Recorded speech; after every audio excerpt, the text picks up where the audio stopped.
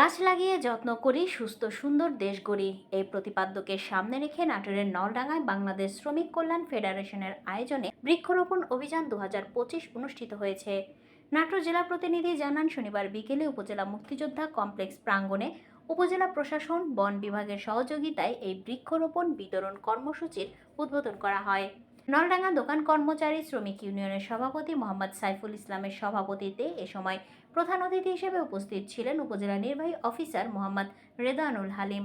এ সময় আরও উপস্থিত ছিলেন নলডাঙ্গা উপজেলা পরিষদের সাবেক ভাইস চেয়ারম্যান অধ্যাপক ডক্টর জিয়াউল হক, উপজেলা জামায়াতের সেক্রেটারি ডাক্তার মোহাম্মদ ফজলুর রহমান, উপজেলা বাংলাদেশ শ্রমিক কল্যাণ ফেডারেশনের সভাপতি মোহাম্মদ মামুনুর রশিদ মোল্লা, বিশিষ্ট সমাজসেবক ইয়াসিনুর রহমান সহ অন্যান্যরা। অনুষ্ঠানে বক্তারা গাছের উপকারিতা এবং গাছ লাগানো সম্পর্কে বিভিন্ন বিষয়ে সচেতনতামূলক বক্তব্য তুলে ধরেন। আজকের অনুষ্ঠান যেন সকলের জন্য মঙ্গলজনক হয় এই আশাবাদ ব্যক্ত করে আজকের প্রধান অতিথিকে আবারও শুভেচ্ছা জানিয়ে আমার সংক্ষিপ্ত এই গাছ আমাদেরকে সকল বিষয়ে যেমন জ্বালানির জন্য কাজে লাগে। এই গাছ দিয়ে আমরা ঘরের আসবাবপত্র বানাই। এই জন্য আমরা যদি একটা গাছ কাটি, আগে সিদ্ধান্ত নেব যে আমরা আরো 5টা গাছ লাগাবো ইনশাল্লাহ। এই গাছ থেকে অনেক টাকা পাওয়া যায়। যেমন যে গাছটা একসময় একজনে হাত দিয়ে নিয়ে লাগাইছে, সেই গাছটা এখন 50,000 টাকা দেয়।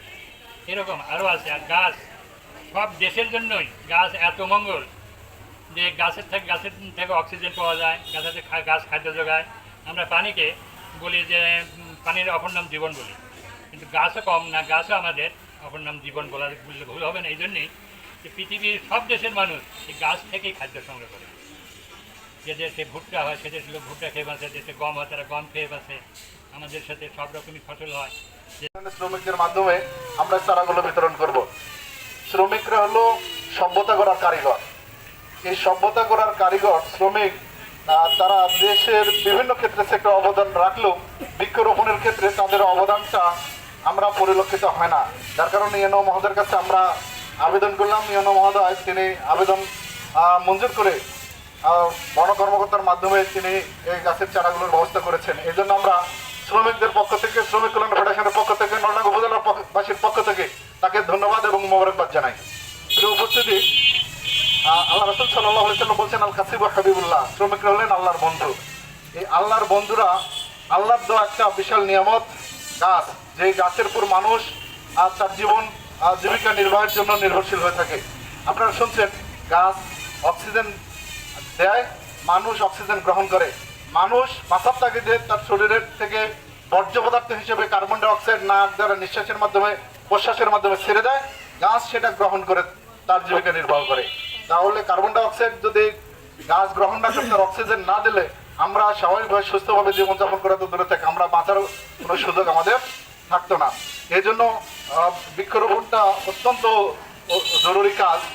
এই কাজগুলো আমরা শ্রমিকদের মাধ্যমে করে শ্রমিকদেরকে আমরা এই দেশ গড়ার ক্ষেত্রে, সভ্যতা গড়ার ক্ষেত্রে, বনায়নের ক্ষেত্রে, সবুজায়নের ক্ষেত্রে ভূমিকা রাখার মাধ্যম দ্বারা আমরা সবাই এই কাজে সক্রিয় অংশগ্রহণ করব। এটি একটা অন্যতম লক্ষ্য উদ্দেশ্য। প্রত্যেককেই এই হাদিসের আলোকে আপনাদেরকে চারা দেওয়া হবে। এই চারাটা আপনারা সবাই ঠিকমতো রোপণ করবেন তো ইনশাআল্লাহ? ঠিকমতো পরিচর্যা করবেন তো ইনশাআল্লাহ? সম্মানিত উপস্থিতি, আমি সৌদি আরবে দেখেছি যে একটা চারা রোপণ করা থেকে বড় হওয়া পর্যন্ত যে পরিমাণ খরচ করেন তারা, এই আমাদের দেশে একটা শিশুকে কিন্ডারগার্টেনে ভর্তি করা থেকে শুরু করে মাস্টার্স পর্যন্ত পড়াতে এত টাকা খরচ হয় না।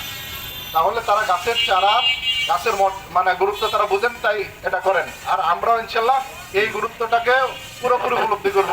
পৃথিবীর সর্বশ্রেষ্ঠ বিজ্ঞানী, সর্বশ্রেষ্ঠ পরিবেশবিদ বিশ্বনবী মুহাম্মদ রাসূলুল্লাহ সাল্লাল্লাহু আলাইহি ওয়াসাল্লাম অকারণে গাছ কাটতে নিষেধ করেছেন। রাসূল সাল্লাল্লাহু আলাইহি ওয়াসাল্লাম বলেছেন, মান কাতা সাদরাতুন সাওয়াবাল্লাহু রাসাহু ফিন্নার, যে ব্যক্তি অকারণে অপ্রয়োজনে কোনো ফলবান বৃক্ষ কর্তন করে, আল্লাহ সুবহানাহু ওয়া তাআলা তাকে উপর করে জাহান্নামে নিক্ষেপ করবেন।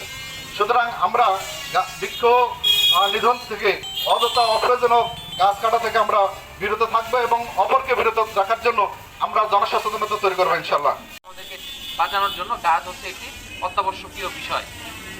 একটি দেশের সার্বিক যে আয়তন, সার্বিক আয়তনের শতকরা 25% বনভূমি থাকা আবশ্যক। আমাদের প্রতিনিয়ত আমাদের জনসংখ্যা বৃদ্ধি পাচ্ছে। জনসংখ্যা বৃদ্ধির পাশাপাশি আমাদের যে কৃষি জমিরও দরকার পড়ছে বাড়তি জনসংখ্যার খাবারের জন্য। এই হিসেবে দেখা যাচ্ছে যে আমাদের বনভূমি আমরা অনেক ক্ষেত্রেই বনভূমির কিছু অংশ এটা আপনার বসত বাড়িতে পরিণত হচ্ছে কিংবা ফসলি জমিতে পরিণত হচ্ছে। সেই ক্ষেত্রে আমাদের বনভূমির আয়তন কিন্তু কমছে। এখন আমরা যদি এই আমাদের গাছের যে যে যে চাহিদা, শতকরা 25% চাহিদা, এটা যদি আমরা অর্জন করতে চাই তাহলে আমাদের কি করতে হবে? আমাদের এটা করার জন্য আমাদের বাড়ির আশেপাশে আনাচে কানাচে প্রতিটি জায়গায় যেখানে খালি জায়গা আছে, এমনকি রাস্তার মাঝখানে যে আমাদের রোড আইল্যান্ড, রোড ডিভাইডার আছে কিংবা রাস্তার পাশে খালি জায়গা যেখানে গাছ লাগানোর সুযোগ আছে সেখানেই গাছ লাগাতে হবে, যেন আমাদের যে এই ঘাটটি যেন আমরা পুষিয়ে নিতে পারি। এবং আপনারা জেনে আনন্দিত হবেন, আজকে থেকে আমাদের প্রায় 10-15 বছর আগে যেখানে আমাদের বাংলাদেশের যে শতকরা যে গাছের পরিমাণ ছিল 9 থেকে 10%, তো এই সরকারি উদ্যোগের কারণে এবং এই যে আমাদের এই জনসচেতনতার কারণে, আমাদের যে এইভাবে বৃক্ষরোপণ অভিযান পরিচালনা করার কারণে, এবং মানুষজন কিন্তু এখন অনেক সচেতন। এখন মানুষজন একটা গাছ কিন্তু কাটতেই চায় না। আর যদি কোনো সময় মানে ব্যক্তিগত কাজে যদি না লাগে কিংবা দরকারি কোনো কারণ ছাড়া কোনো মানুষ কিন্তু এখন অকারণে কোনো গাছ কাটে না, সবাই গাছ রোপণ করে। এবং দেখা যায় এখন আমাদের গাছের পরিমাণ আনুমানিক 16 থেকে 17%, আগের চেয়ে অনেক বৃদ্ধি পেয়েছে। এভাবে কিন্তু আপনারা দেখবেন কিন্তু এই যে পরিমাণটা বেড়েছে, এই পরিমাণটার কারণে কিন্তু আমাদের নতুন কোনো বনভূমি কিন্তু সৃষ্টি করতে হয়নি। আমরা আমাদের যে পরিবেশ আছে, আমাদের ফসলি জমির আশেপাশে খালি জায়গা, পতিত জমি, উঁচু জমি, রাস্তার পাশে, এইসব জায়গায় রোপণ করার মাধ্যমেই কিন্তু এই পরিমাণটা বাড়ানো সম্ভব হয়েছে। আপনারা সবসময় এই গাছ লাগানোর যে বৈজ্ঞানিক প্রক্রিয়া সেটা কিন্তু আপনাদেরকে বলে দেবে। এবং আপনার ফলজ গাছ এবং কাঠের গাছ এগুলো যদি আপনারা পাশাপাশি যদি একত্রে মিশিয়ে যদি একটা জমিতে যদি লাগান তাহলে দেখা যাচ্ছে এইখানে আপনার উৎপাদন বেশি হয়। আর একটা গাছ যখন আপনার পরিপুষ্ট হয়ে যায়, এটা আপনার এক ধরনের আর্থিক, আপনার পরিবারের এবং আপনার নিজের একটা আর্থিক নিরাপত্তা হিসেবে কাজ করে।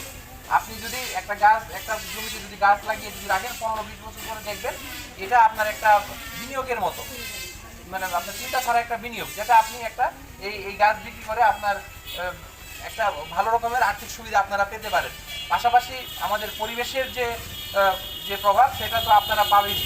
আর আমাদের এখানে যে গাছগুলি আছে, আমি আশা করব এই প্রত্যেকটা গাছ যেন নষ্ট না হয়। আপনারা যারা এই গাছটা নেবেন একদম যত্ন সহকারে, কারণ এই একটা গাছ আমরা কিন্তু এই গাছগুলো কিন্তু ফ্রি পেয়েছি। যদি বলি ফ্রি পেয়েছি মানে আমাদের জন্য এটা ফ্রি, কিন্তু সরকার যখন বন বিভাগের মাধ্যমে এই গাছগুলো যখন পরিচর্যা করে উৎপাদন করেছে, সরকারের কিন্তু এখানে বিনিয়োগ আছে, প্রত্যেকটা গাছের কিন্তু মূল্য আছে। আপনারা যদি নিজেরা চিন্তা করবেন, কোনো ব্যক্তিগত নার্সারি থেকে যদি গাছগুলো কিনতে চাইতেন, যদি আপনারা কিনে যদি রোপণ করতেন, তখন কিন্তু আপনারা সেই মূল্যটা কিন্তু আপনাদের পরিশোধ করা লাগতো। কিন্তু এখন দেখা যাচ্ছে সরকার মানে আমাদের জন্য এই কাজটা কিন্তু করে দিয়েছে। এটা একটা সরকারি বিনিয়োগ, যেন আমরা প্রতি বছর এরকম গাছ রোপণ করে আমাদের পরিবেশে উন্নয়ন করতে পারি। যদি সব দিতে পারেন নেবেন, অথবা যদি না নিতে পারেন দ্রুততম সময়ের মধ্যে, আগামীকালকের মধ্যে যত দ্রুত সম্ভব আপনারা এই গাছ এখান থেকে নিয়ে যাবেন এবং একদিনও নষ্ট না করে আপনারা গাছ রোপণ করবেন। কারণ এটা আপনার নষ্ট করলে গাছগুলো আপনার নষ্ট হওয়ার সম্ভাবনা আছে। আর সর্বোপরি এই বৃক্ষরোপণ এবং গাছের চারা বিতরণের অনুষ্ঠান সঠিকভাবে সফল হবে। এবং এখানে যারা উপস্থিত আছেন, আমাদের নলডাঙ্গা উপজেলার বিশিষ্ট সমাজসেবক এবং আমাদের উপজেলা জামায়াত ইসলামের সম্মানিত নেতৃবৃন্দ এবং শ্রমিক কল্যাণ ফেডারেশনের নেতৃবৃন্দ এবং প্রিন্ট এবং ইলেকট্রনিক মিডিয়ার সদস্যবৃন্দ এবং উপস্থিত এলাকাবাসী, সবাইকে আমি আন্তরিক ধন্যবাদ জানিয়ে আপনারা